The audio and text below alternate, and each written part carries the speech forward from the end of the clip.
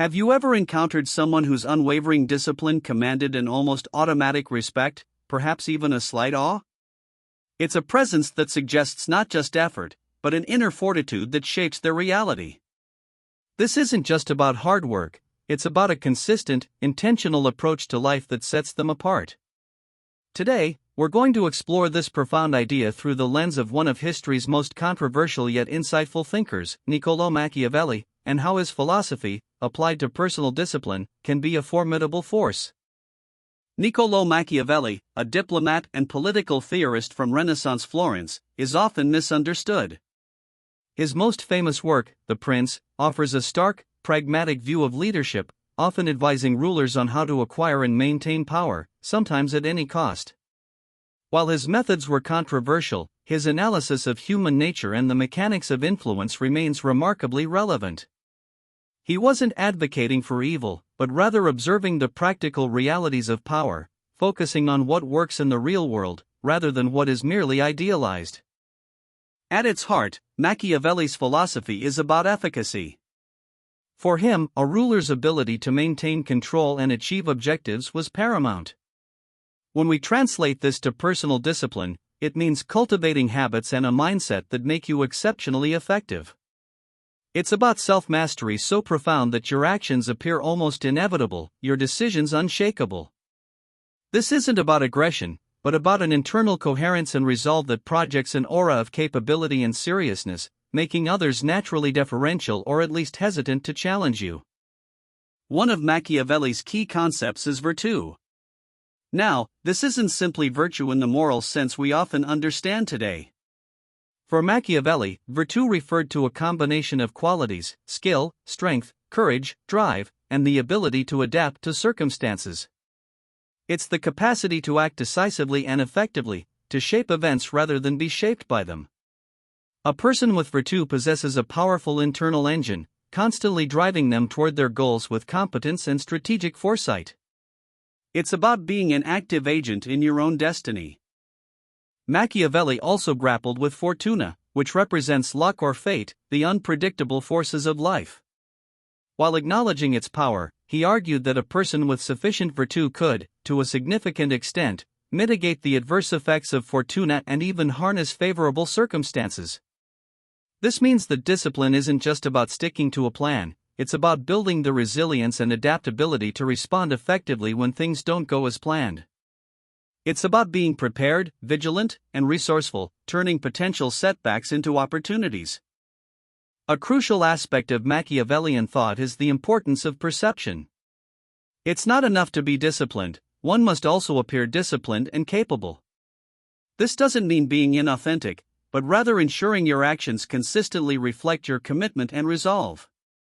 When people perceive you as someone who is always prepared, who follows through, and who is unswayed by fleeting impulses, it naturally instills a certain level of respect, and yes, perhaps a touch of intimidation. This perception becomes a self-fulfilling prophecy, strengthening your position. Why does deep discipline intimidate? It's because it signals a profound control over oneself that many lack. It suggests an individual who operates on a different level, unburdened by procrastination, indecision, or emotional whims. Others see this and recognize a force that is difficult to sway or manipulate. It's not about being aggressive or threatening, but about embodying an unyielding commitment to one's standards and goals. This kind of self-mastery is rare, and anything rare and powerful naturally commands a cautious respect. How do we cultivate this intimidating discipline? It begins with identifying your non-negotiables. These are the core habits, principles, or commitments that you absolutely will not compromise on, regardless of external circumstances or internal resistance. For Machiavelli, a ruler had non-negotiables to maintain power. For us, these might be daily learning, consistent exercise, or specific work routines. By establishing these inviolable standards, you build a framework for unwavering action, making your discipline a predictable and powerful force. Repetition is the mother of skill, and nowhere is this truer than in building discipline. Machiavellian discipline isn't about heroic, one-off efforts, it's about the relentless, consistent execution of habits. A well-established routine removes the need for constant willpower battles, transforming difficult tasks into automatic behaviors. This consistency, day in and day out, creates an unbreakable rhythm, a predictable pattern of high performance that becomes a hallmark of your virtù. It signifies an internal order that manifests as external effectiveness. A hallmark of profound discipline is the capacity for delayed gratification. This is the ability to resist immediate pleasures or rewards in favor of long-term benefits. Machiavelli knew that short-term gains could often lead to long-term instability. Similarly, for personal discipline, sacrificing instant comfort for future success builds immense internal strength. It shows you're playing a long game, thinking strategically, and are not easily swayed by fleeting desires, a quality that commands respect and implies formidable self-control. Machiavelli understood that a leader could not be effective by trying to do everything. Similarly, intimidating discipline involves a ruthless focus on what truly matters, and a willingness to eliminate distractions. This means saying no to anything that does not align with your non-negotiables or your larger goals. This clarity of purpose, this singular drive, is incredibly powerful. It projects an image of someone who is not easily diverted, whose path is clear, and whose energy is channeled effectively, a truly formidable trait. For Machiavelli, a ruler had to appear calm and collected, even in times of crisis, to maintain authority.